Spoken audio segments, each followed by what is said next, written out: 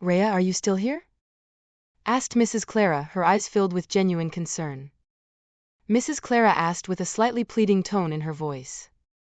Actually, not at this moment. You see, no severe cases were admitted today, so I've finished all my assigned tasks. If you don't mind, I can stay here a little longer. I hope you don't feel the need to send me away. Remember, I'm using this time to prepare for my next educational journey as a nurse. Rhea replied. Mrs. Clara sighed, tired. Interesting. I didn't get the impression that you were particularly involved in such activities, she retorted with a look of disdain. It seems like you're just wasting your time here, not doing anything productive. Wouldn't it be better to dive into your textbooks? Though my time here isn't being wasted, Rhea responded sincerely. I may not be actively working, but I'm absorbing valuable hands-on experience. Mrs. Clara nodded with a disheartened shake of her head, fully understanding the subtext of Rhea's statement about gaining experience. Isabella was the experience Rhea sought, but not the professional kind, rather of romantic interest. She was the reason behind his frequent visits to this particular department. Isabella had undeniable beauty, possessing a charm that was hard to ignore. However, her beauty was balanced by an aura of arrogance that enveloped her like a second skin. Her personality was similar to that of a serpent, cunning and potentially treacherous. There was Rhea, a grown man, completely infatuated with the enchanting yet distant Isabella. It could be argued that his passion was a personal matter in which others had no right to interfere. However, Mrs. Clara couldn't help but feel a pang of sympathy for him. He was a good young man, compassionate, always ready to help. But Mrs. Clara had conviction and intuition based on years of observing human behavior. She was sure that Isabella would never return Rhea's affectionate feelings. She understood the probable heartbreak that awaited him, and that was hard to accept. Rhea, the soldier, chose to transition to the medical field after his military service. The aspiration to become a healthcare professional had been in his heart for quite some time. The timing hadn't been right until now. It seemed that he was finally gearing up for this journey. When he first delved into the world of medicine, he was drawn by the prospect of a good salary. Not only that, he was intrigued by the inner workings of nursing. The profession promised a direct impact on the lives of patients. Mrs. Clara was confident that Rhea would excel as a healthcare professional. He possessed an impressive intelligence and demonstrated a genuine interest in the experiences of patients, showing a sincere desire to help them. What stood out about Rhea was his palpable enthusiasm for becoming a doctor. This aspiration was so clear that Mrs. Clara couldn't help but notice it. She knew that his dreams could become a reality. Since Isabella was off duty, it was Nicole's turn, who would start later in the evening. Nicole was a charming and humble girl from a rural farming community. Her family consisted of hard-working farmers, and her upbringing reflected their humble and diligent lifestyle. Nicole was a generous person, always willing to help those in need. This was a trait she had learned early on. While Isabella fulfilled her duties according to her job description, such as administering injections or measuring patients' blood pressure, Nicole went above and beyond. She was known for helping the cleaning staff, moving equipment through the hallways, or changing soiled bed sheets whenever she had free time. Nicole's actions illustrated her innate kindness and her commitment to the well-being of the hospital community. That evening, as Nicole was starting her shift, the department showed signs of commotion. She answered the phone, listening carefully to the caller. After a moment, she asked the person on the other end to hold on and turned to Rhea, saying, "They've brought in an elderly lady. They need help. Could you go over there?" she asked quickly. Rhea rushed to the reception. The elderly lady was lying unconscious on the stretcher, deep sadness filling Rhea's eyes. "What happened?" Rhea asked the paramedic. "Was it a car accident?" "No," the paramedic replied, shaking his head. "She was found at home. The details are still unclear. The neighbors found her passed out." Rhea's gaze returned to the elderly lady, concern etched on his face. "She's in pretty bad shape," he observed quietly. "Considering her age, I'm not sure if she'll recover." The medical team transported the woman to the intensive care unit. Rhea was frequently by her side, providing any assistance he could. The attending physician, Dr. Kayo, began examining her tests. Hey Rhea, take a look here. You might learn something. Rhea examined the tests for a long time, but nothing seemed out of the ordinary to his inexperienced eyes. He handed the images back, admitting, I'm not sure if I'm supposed to identify something, but I don't see anything wrong. That's okay. It's common when you're just starting, Dr. Kaio reassured him. But you're right, there's nothing wrong with these images. However, her body shows signs of extensive aging. The doctor paused, surprised. So, what does that imply? Why don't you monitor her during your shift? Dr. Kaio suggested, a small smile playing on his lips. In the morning, we'll discuss your respective findings. Dr. Kaio often challenged him with problems to solve, and Rhea usually did well. This was another of those puzzles.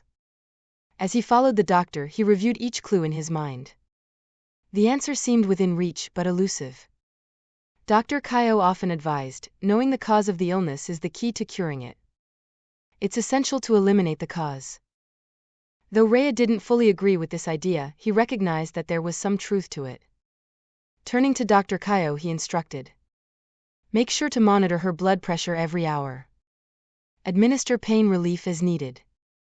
That's the action to be taken for now. Understood, Dr. Kaio.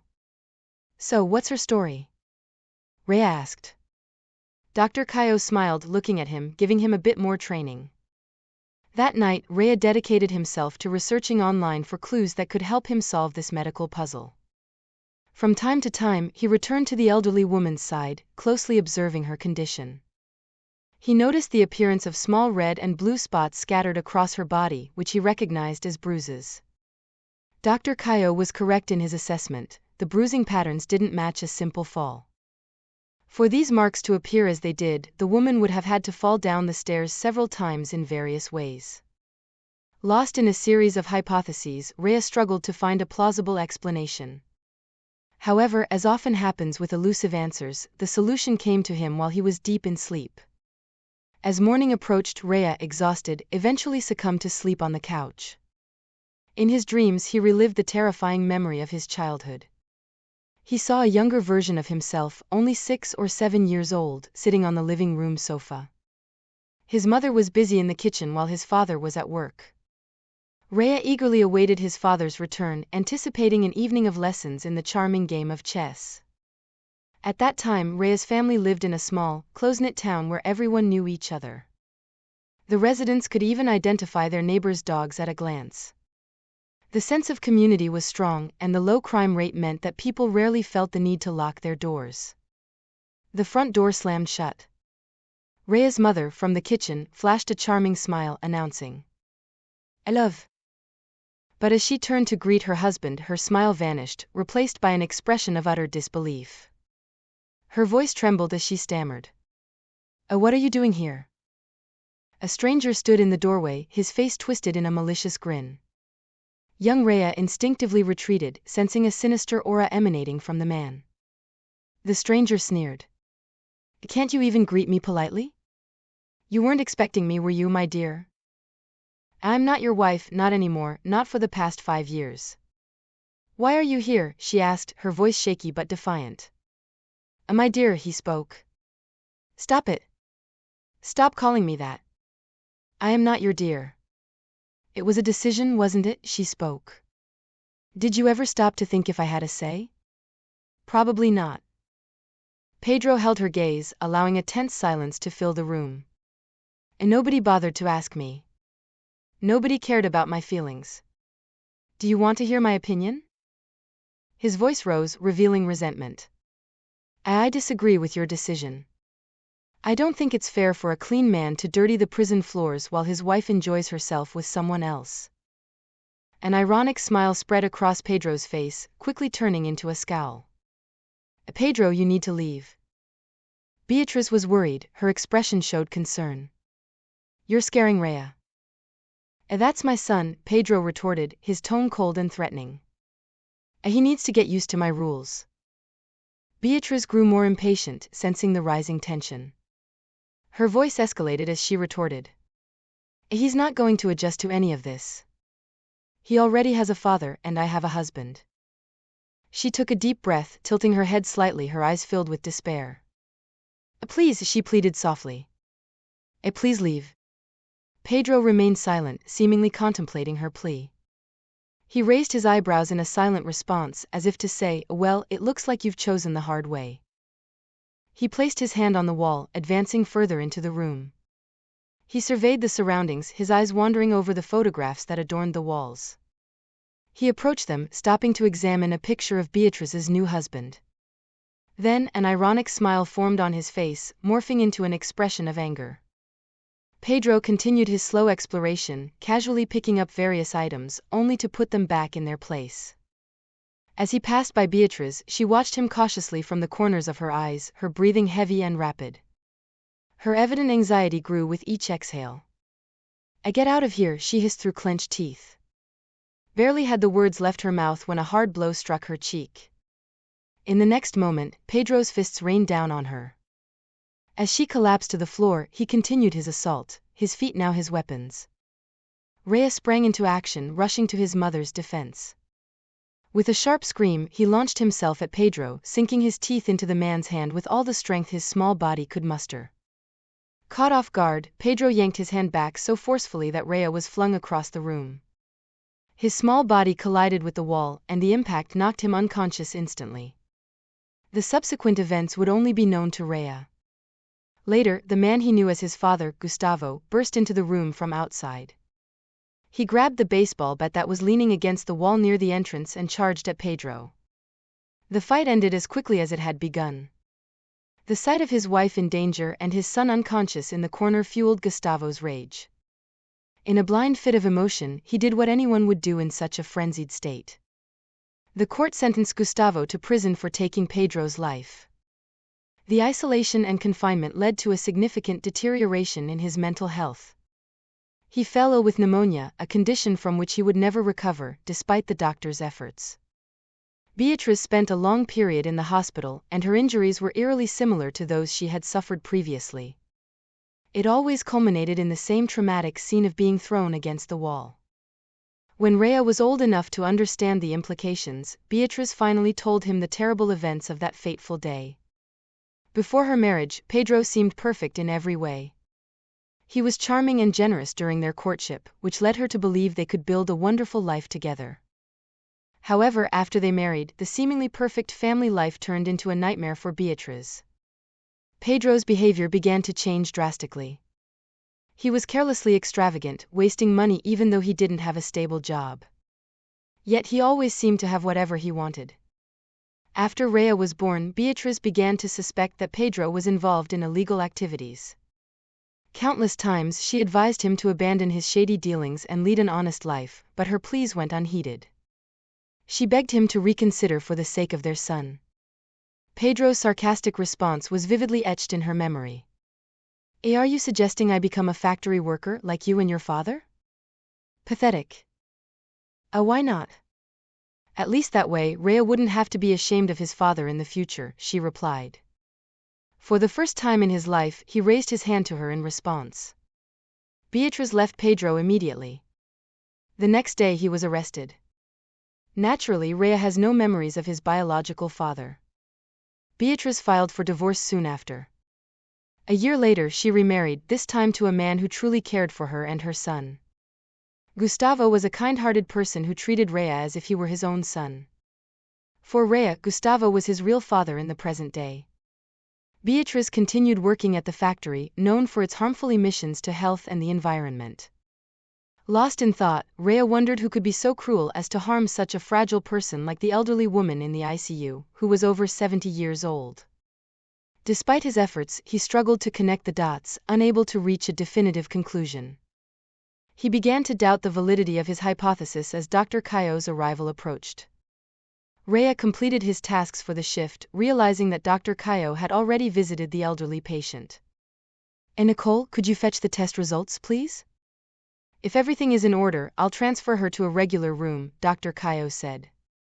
He turned and saw Rhea approaching. Here comes our future doctor. So, what have you deduced? Rhea met the doctor's serious gaze. I have a theory, but I'm not sure if it's something you'll find particularly impressive, Rhea began to explain. Well, you see, Dr. Kaio, everything suggests she was a victim of assault. What I don't understand is why the neighbors didn't report it. I'm stuck trying to figure out who could have harmed her like this. Then Dr. Kaio said. Well, I'm not surprised. Not by you, but by your conclusion. Part of our job is to help the police answer exactly that kind of question. Hearing the conversation, Isabella smiled and intervened. Come on, folks, you don't need to be a detective to figure out what happened. Look at her. Just another drunk who probably fought over a bottle of whiskey with her husband or something like that.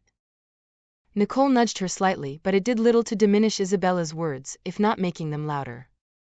Am I wrong? These people drink like fish and fight, and we end up wasting time trying to save them. We shouldn't bother, society would be cleaner without them. Dr. Kaio turned to her with a severe look. Isabella, I sincerely hope you never get sick, and if you do, I hope you're lucky enough to have people around you who will take care of you. With that, Dr. Kaio turned and left the room. Isabella then directed her attention to Rhea, winking playfully. She knew about Rhea's feelings for her and often used that to get him to do her bidding. But her next request, made casually, gave Rhea pause. Well, could you get me a cup of coffee? For a moment, Rhea's mind was elsewhere, contemplating something entirely different. Isabella's request didn't seem out of place at first, but when he returned to reality, he realized that the way she had asked was deeply inappropriate. Her complete disregard for the elderly woman was shocking and made him reconsider his feelings for her. Refusing, he felt a weight lift off his shoulders. He no longer felt obligated to please Isabella in hopes of winning her over. Rhea shook his head and said, You can get your own coffee. You have 2 working legs. Nicole, who was filling out a report, struggled to hide a smile. Isabella's surprised expression was priceless. The next day, Rhea's first task was to visit the room where Mrs. Matilda had been transferred. Upon entering, he asked about her condition, and she replied that she was feeling much better, thanks to the painkillers. Well, I'm glad you're feeling better, ma'am. If you need anything, don't hesitate to let me know. Just as Rhea was about to leave the room, Mrs. Matilda called him. She took a deep breath before speaking, clearly struggling with her decision to ask him for help. Excuse me, Rhea, I know this may seem strange, but I don't know who else to turn to. I can't go back to my home, it's probably locked. I need a few things. Could you bring them to me? I can give you some money. Of course, Mrs. Matilda. What do you need? It's not much, just some items from the store and some fruit for the evening. Rhea told his mother about the elderly lady. Beatrice prepared some items for Mrs. Matilda. She was so worried about the elderly woman that her blood pressure went up. For her, the idea of being alone and helpless was terrifying. The next day, Mrs. Matilda was visibly surprised when Rhea unpacked the items his mother had sent. You didn't take the money last night? Did you pay for these things with your own money? Mrs. Matilda, my mother is an elderly lady like you, and when I told her about your situation, she became worried. These are the things she wanted to send you. Your mother is a kind-hearted woman. Thank you both so much. But this is too much, I don't understand why you're being so kind to me. Don't worry about it. What's important is that you eat well and stay healthy. Thank you very much. Is there any way I can repay you? That's not necessary, Mrs. Matilda. It's no trouble. Please rest. We'll look for your relatives. You have relatives, don't you? Yes, I have a son. Mrs. Matilda confessed, and a shadow of sadness passed over her fragile features. Rhea couldn't help but wonder why the son hadn't arrived yet to check on his sick mother. He must be worried about you. I'll get in touch with him. I'm sure he'll be here soon. For now, focus on regaining your strength. Stay calm. Rhea turned to leave the room when, suddenly, Mrs. Matilda's weak hand grabbed his arm, with a sense of urgency in her eyes. Rhea, could you do me a favor? Could you tell my son that I won't survive, or that I'm already dead? I'd do anything to keep him away, she pleaded, her voice trembling. Shocked by her words, Rhea turned to face her. Was it your son? Did he hurt you? He asked, feeling a knot in his stomach. Tears welled up in Mrs. Matilda's eyes as she quickly shook her head. No, it wasn't him. I hurt myself, but please just tell him I'm no longer here. Rhea was stunned by her words. He couldn't understand why a son would hurt his own mother. He thought of his own mother and felt a shiver run down his spine. The idea seemed grotesque. Shaken, he walked down the hallway, shaking his head in an attempt to clear his troubled thoughts. At that moment, Nurse Clara, another nurse, approached him. Are you okay? Why are you shaking your head like that for some reason? The old lady has some visitors. Looks like it's her son. He doesn't seem very friendly if you ask me, she shared. Rhea's heart raced at her words. Was he the one who did this to her? He would have to answer for it. Nurse Clara looked at him shocked. Her son? Her own flesh and blood? Well, are you absolutely sure? Yes, Nurse Clara. Unfortunately, it's true. Where is he? I need to confront him. Rhea rushed to the reception area, with Nurse Clara following behind, warning him not to make any rash decisions. Ignoring her, he entered the reception area and saw a shabby man arguing heatedly. I need to see my mother now. She has all my cards. Are you expecting me to starve? Nicole looked completely confused. So your mother takes care of all your cards? That's none of your business. You ask too many questions. Rhea overheard the exchange and quickly went back to Mrs. Matilda's room to inform her about the arrival of her son, mentioning the credit cards. Mrs. Matilda's son Danilo had lived with her in recent years after his divorce. He had a troubled history, with arrests for crimes such as drunk driving and petty thefts. Unemployed, he depended on his mother's pension to survive. Mrs. Matilda, retired, found solace and pleasure in tending her garden. She tried to persuade Danilo to find a job and take responsibility for his life. Initially, her attempts were careful and patient, but he continually came back asking for more money from his mother. Gradually, Danilo began to exploit her credit cards and soon made it a regular habit. Mrs. Matilda lived a modest lifestyle and didn't spend much of her pension. However, Danilo managed to convince his mother to let him handle her finances, promising to invest wisely in stocks. Initially, Mrs. Matilda agreed to the proposal, but on the condition that Danilo go to rehabilitation and abandon his bad habits. Danilo agreed, but unbeknownst to his mother, he left the rehab center within a week. A month later, Danilo called his mother claiming improvements and even talked about the good investments he had made, leaving Mrs. Matilda with a spark of hope and joy. When Danilo returned home after their rehab, he was clean, well-dressed, and appeared trustworthy, doing everything to regain his mother's trust. Once he had access to the cards again, he returned to his destructive habits. The following months were filled with endless arguments and fights between mother and son. The situation escalated the day Mrs. Matilda decided to revoke Danilo's access to the cards. Danilo came home enraged one day and demanded the cards, but when Mrs. Matilda refused, he pushed her down the stairs and fled. Even after the horrific incident, Mrs. Matilda felt compelled to protect her son. She didn't want to involve the police, fearing she would see him behind bars. The situation overwhelmed her, and she longed for a safe escape. She believed that if she could disappear, Danilo would have no choice but to become independent. Rhea, with a heavy heart for Mrs. Matilda, left her room with a burning anger inside him. He walked toward the reception, where he saw Danilo arguing heatedly. Without thinking twice, he roared, "You heartless monster! How can you hurt your own mother?"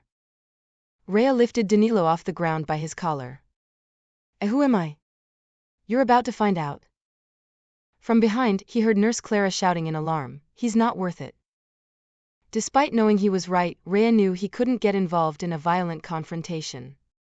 He could end up facing legal repercussions for assault. With that, he pushed Danilo toward the exit. "Don't you dare show your face to Mrs. Matilda again, or you'll regret it." Danilo got up and ran out of the hospital, but not before shouting back, "You'll pay for this. All of you will pay." Exhausted and shaken, Rhea felt his chest rise and fall with sobs. His own painful past had been stirred by the incident. Memories of his mother, also a victim, resurfaced. Every time he witnessed violence against the weak, traumatic images from his childhood haunted him. The police arrived at the hospital within an hour. Nurse Clara and Nicole sincerely explained how Danilo had threatened to harm his own mother if she didn't meet his demands. They informed the police about the argument Danilo had with the nurse who denied him access and the harsh words he directed at her. Rhea insisted that Mrs. Matilda agree to press charges against Danilo. He told her that it didn't matter if the attacker was her son, justice was paramount, and everyone should face the consequences of their actions. One of the officers examined the detailed report of Mrs. Matilda's injuries and raised his eyebrows at every line he read. So these injuries were inflicted by that man? Indeed. After taking statements and collecting the necessary information, the police left, promising to arrest Danilo. They assured everyone that the investigation would follow the legal process, and if the evidence accumulated, Danilo could face at least a dozen years in prison. 2 weeks after the distressing incident, it was time for Mrs. Matilda to be discharged from the hospital. Rhea was waiting in the hallway. Rhea, your mother is here. Have you seen her? Nicole asked with enthusiasm in her voice.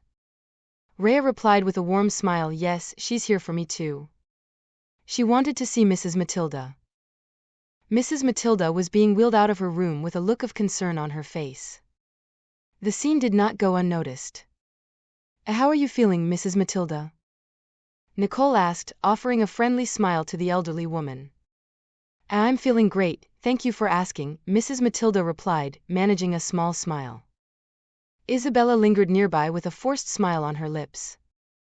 Despite her apparent indifference, an inner discomfort haunted her because of the harsh words she had spoken about Mrs. Matilda. However, she maintained a brave face, doing her best to hide her inner conflict. Mrs. Matilda felt isolated and vulnerable, deprived of any immediate support. She was aware that her options were limited, to hire help until she regained her strength or muster the courage to face the difficulties ahead. Panic, like a sinister shadow, began to envelop Mrs. Matilda as she struggled with the harsh realities of her situation. Her heart pounded in her chest like a hammer, in sync with the rhythm of her growing fear. Each breath she took was more tremulous than the last as she desperately tried to keep her composure. The busy hospital corridor seemed to shrink around her, and the murmur of conversations and the noise of medical equipment sounded distant and muffled as her own thoughts drowned out the world around her. It was then that her eyes fixed on Rhea. His warm smile offered a ray of hope amidst the storm and fear looming over her. Her heart calmed slightly at that moment, and an elderly woman approached her carrying a vibrant bouquet of flowers. A warm smile illuminated the woman's face. Hello, I'm Beatrice, Rhea's mother. I heard you have a special talent for gardening. I could really use your guidance in my yard. By the way, what kind of fertilizer do you use? I recently planted some petunias. Mrs. Matilda stood there, completely surprised, as Beatrice continued speaking. The elderly woman was a whirlwind of energy and words, asking questions and providing her own answers in the same breath. Rhea approached the two women with a genuine smile spreading across his face. He then turned to Mrs. Matilda with a voice full of affection. She doesn't talk this much usually, but I think she hasn't had anyone to talk to for a while.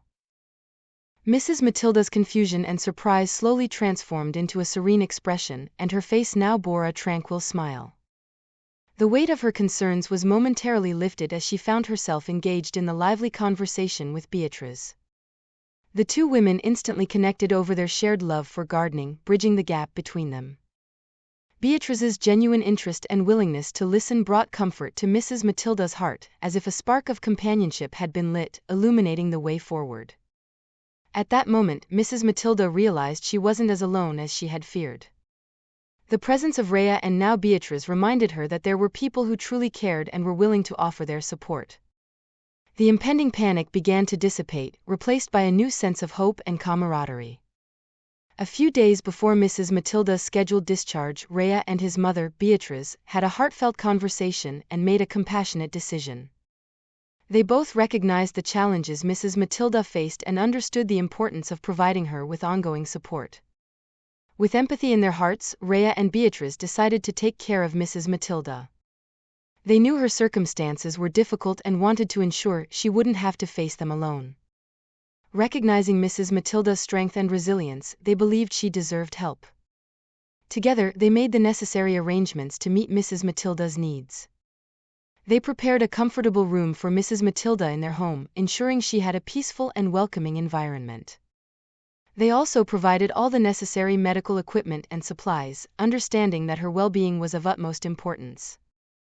Rhea believed that his mother, Beatriz, would also benefit from the companionship and mutual understanding that would arise from caring for someone like Mrs. Matilda. He knew that his mother's retirement years had been marked by a sense of loneliness and longing for meaningful connections. Seeing the parallel experiences of both women at home could bring comfort and healing not only to Mrs. Matilda but also to his mother.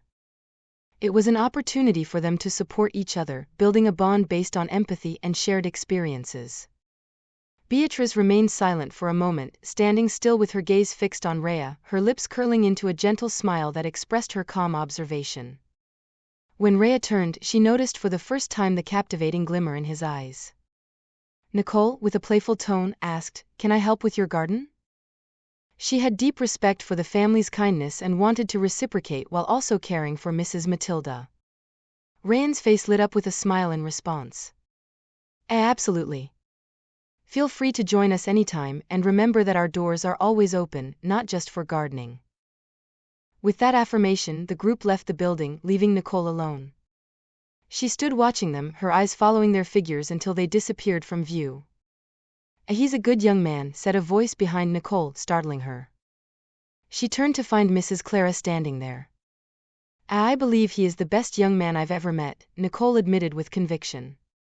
Just 7 days had passed and remarkably Mrs. Matilda's recent hospital stay had almost faded from her memory. If it weren't for the support chair she still used, the elderly woman might have completely forgotten the incident.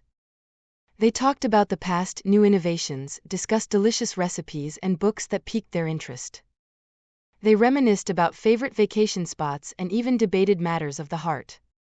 With a shy and almost excited voice, Nicole expressed to Ryan her desire to visit and spend time with his family. Trying not to let the excitement that coursed through her veins show, a source of joy threatened to burst forth. The girl had secretly cherished the desire to spend time with Ryan's family. With an admirably impassive expression, Ryan watched Nicole walk away to resume her usual activities with the patients. Once she was out of sight, Ryan rushed to a nearby room, away from curious eyes.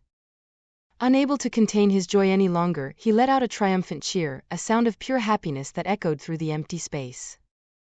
His heart raced with joy at the anticipation of Nicole's upcoming visit, brightening his world. News of the blossoming relationship between Nicole and Ryan spread like wildfire through the hospital corridors. A wave of collective happiness enveloped the staff, their faces lighting up with smiles at the thought of the lovely union. A few months later, Ryan and Nicole officially became a couple. Their weekends were a delightful blend of laughter, comfort, and shared affection, spent at home with Beatriz and Mrs. Matilda. Nicole's sense of humor was contagious, her witty remarks and amusing anecdotes bringing joy to everyone. Nicole not only won Ryan's heart but also captured the hearts of his family. On a sunny afternoon, while they were relaxing in the garden, the gentle sound of the doorbell pierced the tranquility. Nicole, who was closer to the house, offered to see who it was. The scene that greeted her when she opened the door was entirely unexpected. Isabella stood on the doorstep with a freshly baked and warm apple pie in her hands. The tempting aroma of the pie filled the air, tantalizing Nicole's senses. "And no, I don't have any romantic feelings for Ryan, so you don't need to worry," Isabella quickly clarified. "He's just not my type. I'm here to apologize for the harsh words I said in the past." A sigh of relief and a broad smile spread across Nicole's face. She extended her hands, welcoming Isabella and comforting her. The gesture was warmly received, and Isabella's expression softened. Nicole took the pie from Isabella's hands, admiring the perfectly golden crust and the sweet aroma of apples and cinnamon. The rest of the afternoon passed in a peaceful gathering. They sat together in the living room, putting past tensions aside. They enjoyed the delicious apple pie, accompanied by hot, aromatic tea. The atmosphere was filled with the sweet aroma of love and friendship. And if you liked this video, subscribe to the channel, like, comment and share this story.